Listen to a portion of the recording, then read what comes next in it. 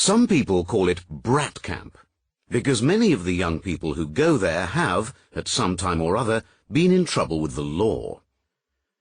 All of them have personal or social problems which RedCliff Ascent in Utah, USA, aims to resolve through what is known as wilderness therapy. Many of the teenagers who attend the programs at RedCliff are almost impossible to control, and their parents are out of ideas.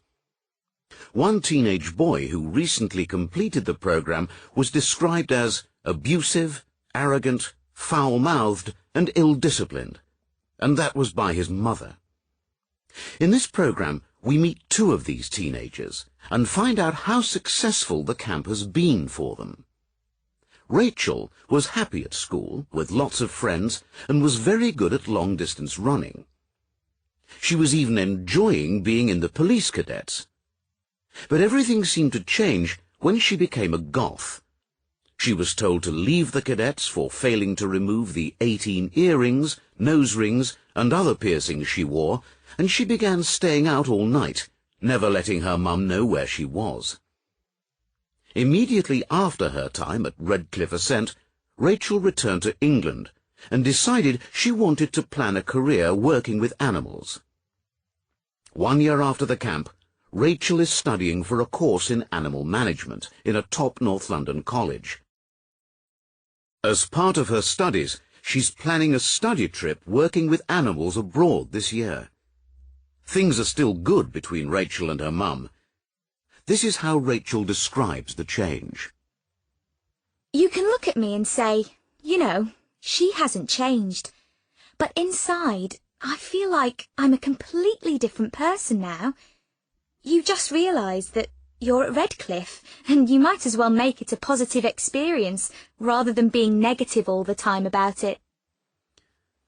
Helen, Rachael's mum, is even more positive.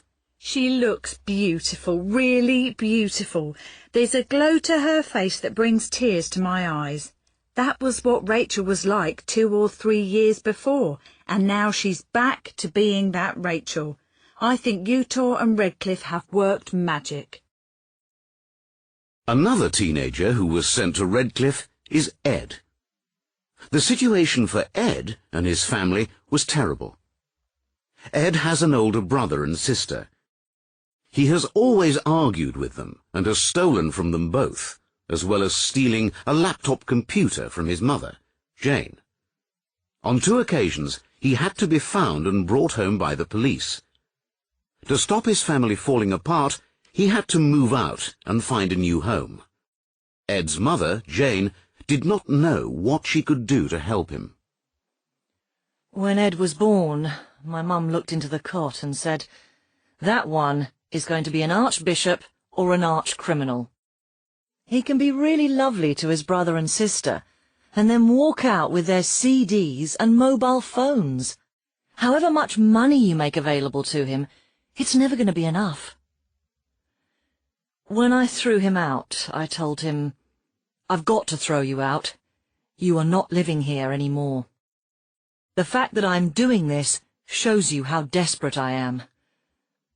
I've got a comfortable home, and I've failed.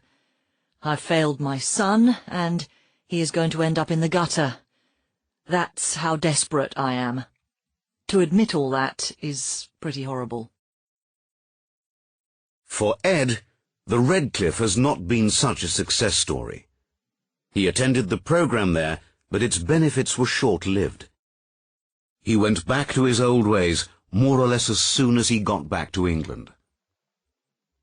The camp made some difference at first, but Ed started stealing again after just 2 weeks at home. He has low self-esteem, and he's made a poor choice of friends. But despite these setbacks, Jane has not given up hope. Recently, Ed went back to the camp in Utah for a further course of therapy. His mother hopes that this time it'll prove more successful. In many ways, she regards it as Ed's last chance.